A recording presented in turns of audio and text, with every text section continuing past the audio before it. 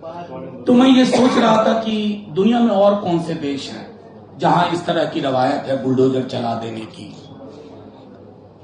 तो एकमात्र नाम जो आया सिर्फ आज से नहीं दशकों से, वो है इजराइल। और इजराइल को मैं डंके की चोट पे अनलॉफुल एंटिटी मानता हूं। उसकी पहचान ही गैर विधायी मतलब गैर कानूनी है। अपने देश के बारे में मुझे इस बात का मुगालता था कि हम इजराइल की तरह गैर कानूनी एंटिटी नहीं है।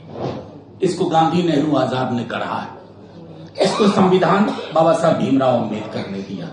उस मुल्क में अगर ये हो रहा है तो ये सिर्फ आज की डेट में, और मैं समझता हूं कि इसमें भी पॉलिटिकल पार्टीज को भी, सिविल सोसाइटी को, कि ये कॉमन नॉन में बात ना करे। टारगेट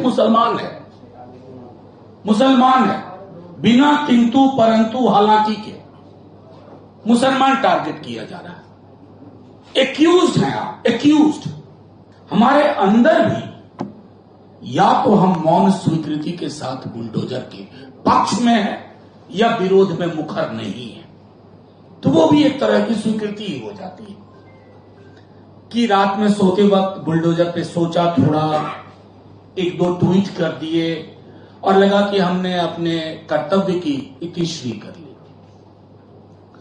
बादशाह जी ने कहा, और मैं इस कई मंच पर इस बात को दोहरा चुका हूं कि किसी को बुरा नहीं लगना चाहिए। संविधान की किताब हाथ में रख करके लहराना सबसे आसान काम है।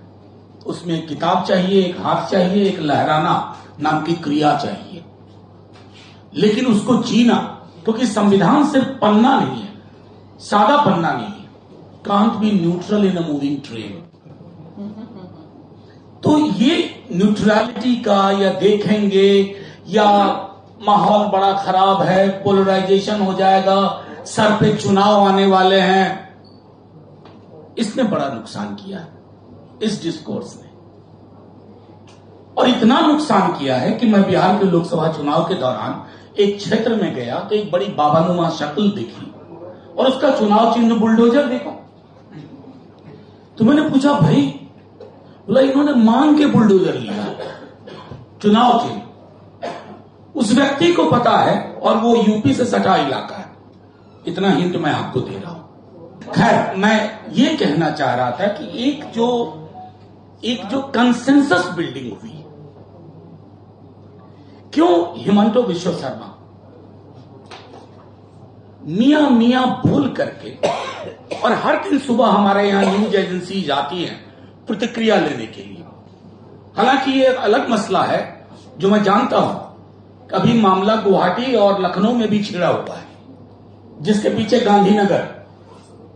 लेकिन हमारे लिए वो मुश्किल नहीं, हमारे लिए है जो वजाहत साहब कह रहे थे, हम प्रतिदिन अपनी जमीन खो रहे हैं। क्या करेंगे चुनाव जीत करके ही अगला?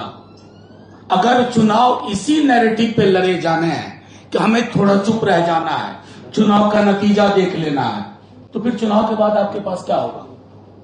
कटा बटा छठा देश।